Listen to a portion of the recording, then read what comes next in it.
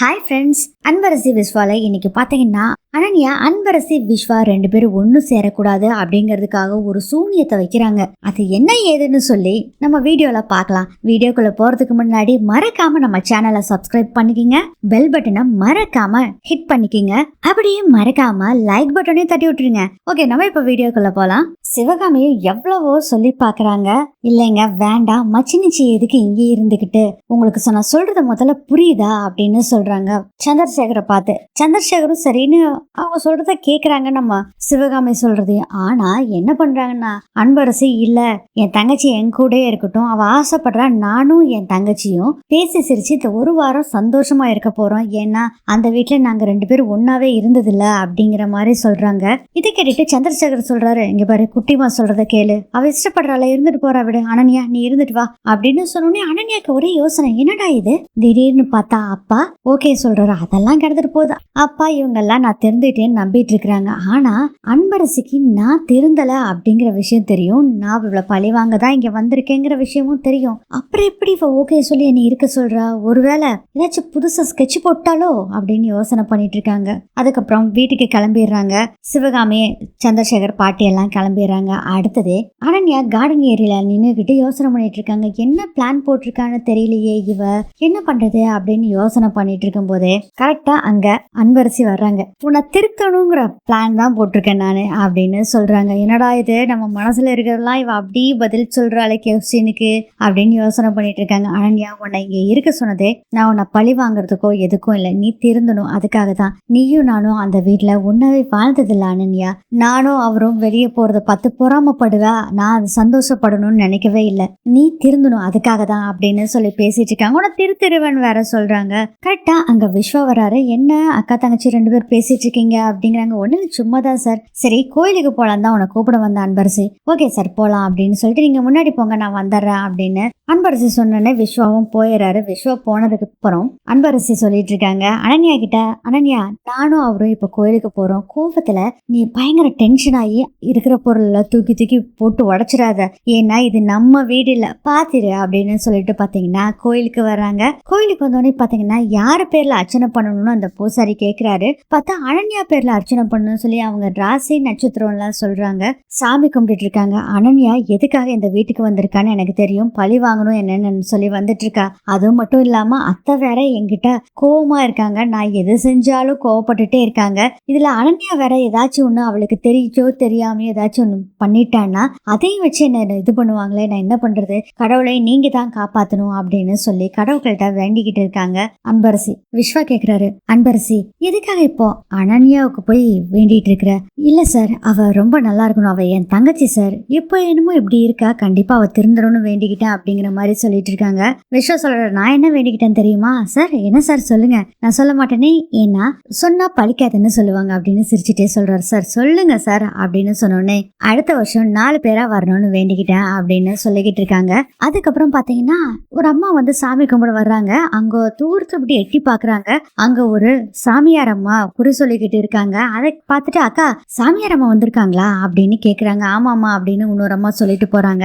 இதெல்லாம் பார்த்துட்டு இருந்த அன்பரசி என்னக்கா அப்படின்னு கேக்குறாங்க. சாமியார் அம்மா வந்திருக்காங்க, இவங்க எப்பயாச்சும் தான் வருவாங்க, இவங்க சொல்றது எல்லாமே அப்படியே நடக்கும் அப்படிங்கிற மாதிரி சொல்றாங்க.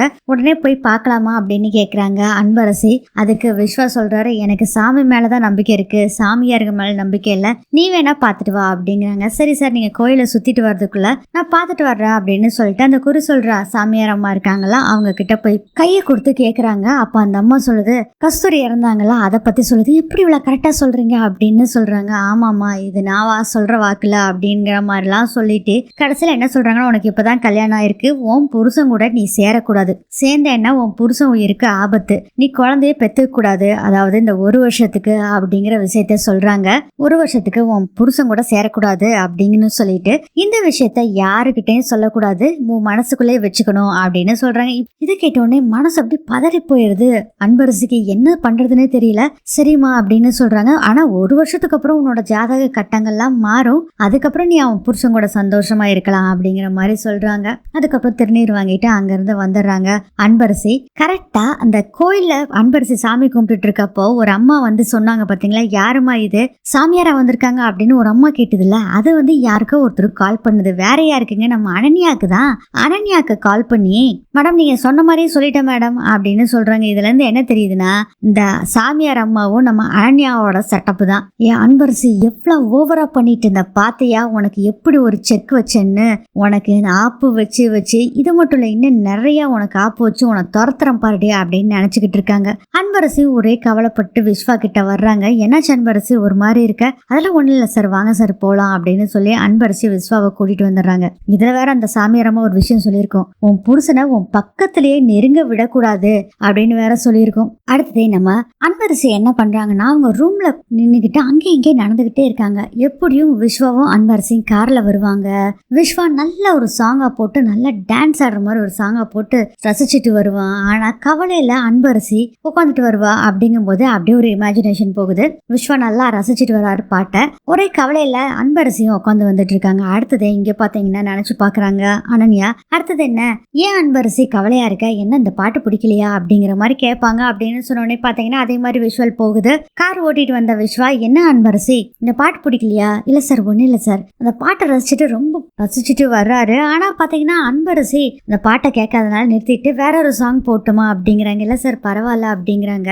அப்படியே அனன்யாவை காமிக்கிறாங்க. அனன்யா வந்து என்ன இப்படி ஸ்மூத்தாவே போயிட்டு இருக்குது, விஸ்வா ஒன்னும் கேட்க மாட்டேங்கிறான், ஏன் பொண்டாட்டி கவலையா வரான்னு கேட்கணுமே அப்படின்னு கரெக்டா விஸ்வாவை காமிக்கிறாங்க. விஸ்வா கேக்குறாங்க, என்ன அன்பரசி ஒரே மாதிரி டல்லா இருக்க, என்ன பிரச்சனை அப்படின்னு விஷயத்த பூரா சொல்றாங்க. இந்த சாமியாரம்மா இதெல்லாம் சொன்னாங்க அப்படின்னு சொல்றாங்க.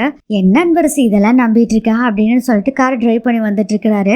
என்னது இது நல்லா இல்லையே, என்ன விஸ்வா இந்த மாதிரி ஒரு விஷயத்த சொல்லிருக்காங்க, நீ அவனை திட்டக்கூட வேண்டாமா, நல்ல திட்டு அப்படிங்கிற மாதிரி அனன்யா சொல்றாங்க. உடனே பாத்தீங்கன்னா அந்த விஷுவல்ல வருது. விஸ்வா சொல்றாரு, உனக்கு என்ன அறிவு இல்லையா, அவங்க சொல்றதெல்லாம் நீ கேட்டுட்டு இருக்க, நமக்கு நல்ல ஒரு முகூர்த்தம் பார்த்து கல்யாணம் பெரியவங்களால் நடத்தப்பட்டது, நல்லாதான் இருக்கும் அப்படின்னு விஸ்வா சொன்னோடனே அன்பரசி அமைதியா இருக்காங்க. என்னது இது மௌனமா போயிட்டு இருக்குது, அன்பரசி சண்டை போட்டோம், விஸ்வாவும் பயங்கர ரெண்டு பேரும் சண்டை போட்டோம் அப்படின்னு உடனே பாத்தீங்கன்னா அப்படியே விஷுவல காமிக்கிறாங்க. அன்பரசி சொல்றாங்க, இல்ல சார் என்னால அப்படிலாம் இருக்க முடியாது, யாருன்னே தெரியாத அந்த சாமியார் அம்மா நம்ம ரெண்டு பேத்துக்கு எதுக்காக இப்படி சொல்லணும் சார், நீங்க சொல்றது நான் ஒத்துக்க முடியாது அப்படின்னு சொல்லி ரெண்டு பேத்துக்கு இடையில பாத்தீங்கன்னா வாக்குவாதம் போய்கிட்டே இருக்கு. ஒரு கட்டத்துல அடிக்கிற அளவுக்கு கைய வாங்கிட்டு வர்றாரு விஸ்வா. அவ்வளோ கோபம் வருது. அப்படியே வேகமா போய் ஒரு காரை வந்து இடிக்க போறாரு விஸ்வா. அதுக்குள்ள பிரேக் அப்படின்னு சொல்றாங்க. அனன்யா கரெக்டா ஒரு பிரேக் போட்டாரு. மரத்துக்கிட்ட மோத போனவரு பிரேக் போட்டாரு. ஏ அன்பரசி அதுக்குள்ள உன்னை சாக விட்டுருவனா, கொஞ்சம் கொஞ்சமா உன்னை சித்திரவதை பண்ணி துரத்து வண்டி, விஸ்வா கிட்ட இருந்து பிரிச்சு வைப்பண்டி உன்னை அப்படின்னு சொல்லிட்டு பின்னாடி பேக்ல போ அப்படின்னு அனன்யா சொல்லிட்டு இருக்காங்க. உடனே விஸ்வா என்ன பண்றாருன்னா வண்டியை ரிவர்ஸ் எடுத்து வண்டியில போயிட்டு இருக்காரு. என்ன மறுபடியும் ரெண்டு பேரும் மௌனமா வந்துட்டு இருக்காங்க. சும்மா சண்டைய பட்டை கிளப்புங்க அப்படின்னு சொல்லிக்கிட்டு இருக்காங்க. அனன்யா பாத்தீங்கன்னா பயங்கர சண்டை நடக்குது. ரெண்டு பேத்துக்குள்ள உச்சத்துக்கு போயிருது சண்டை. அதுக்கப்புறம் அனன்யாவை காமிக்கிறாங்க. இப்படி நடந்துகிட்டே யோசனை பண்ணோம்னா கால்வலி சரியாயிருச்சுன்னு வீட்டுக்கு அனுப்புனாலும் அனுப்புவாங்க, உட்காந்துக்கலாம் அப்படின்னு சொல்லிட்டு உட்காந்துட்டு என்ன இந்த அன்பரசி விஸ்வாவை இன்னும் காணாமே அப்படின்னு சொல்லும் போதே பாத்தீங்கன்னா விஸ்வா செம்ம கோவமா வேகமா வீட்டுக்குள்ள போறாரு. அவர் ரூமுக்குள்ள போறாரு. ஆஹா நம்ம நினைச்சதுதான் நடந்திருக்கு போல இருக்கு. விஸ்வா கோவமா போறாரு. அவ சூப்பர், நம்ம நினைச்ச மாதிரியே இவங்க ரெண்டு பேரும் சண்டை போட்டிருக்காங்க அப்படின்னு சொல்லும் போதே ஒரே சோகமா அன்பரசி வீட்டுக்குள்ள வர்றாங்க. அக்கா அப்படின்னு கூப்பிடுறாங்க அனன்யா. அன்பரசி அப்படி பாத்துட்டு வர்றாங்க. என்னக்கா இது நீ பாட்டுல போயிட்டு இருக்கா, நீ தங்கச்சி ஒருத்தி இருக்கான்னு நினைச்சும் கூட பாக்கலையே, இங்க பாரு எனக்கு கால் வலிக்குது, இந்த ஆயில்மெண்ட்டை போட்டு விட்டு போ அப்படின்னு சொல்றாங்க. சரின்னு சொல்லிட்டு ஆயில்மெண்ட்டை போட்டுட்டு இருக்காங்க அன்பரசி அனன்யாவுக்கு. ஏ அன்பரசி எப்பயுமே என் காலுக்கு கீழே தாண்டி நீ உன்னையும் விஸ்வாவையும் பிரிச்சு நான் சந்தோஷமா வாழ போறோம் பாரு அப்படின்னு சொல்லிட்டு இருக்காங்க அனன்யா. அப்படி நிமிந்து பாக்குறாங்க, ஒரு லுக்கு விடுறாங்க அன்பரசி. ஒருவேளை அனன்யா தான் அந்த சாமியார் அம்மாவை ஏற்பாடு பண்ணிட்டாங்களோன்னு நம்ம அன்பரசிக்கு தெரிஞ்சிருச்சோ என்னமோ தெரியல. அனன்யாவும் அது மாதிரி ஒரு லுக்கு விடுறாங்க. என்னடா இது இவ பாக்குற பார்வையை பார்த்தா சரியில்லையே, உண்மை தெரிஞ்சிருச்சோ அப்படிங்கிற மாதிரி அனன்யா பார்த்துட்டு இருக்காங்க. இதோட இந்த எபிசோட் முடியுது.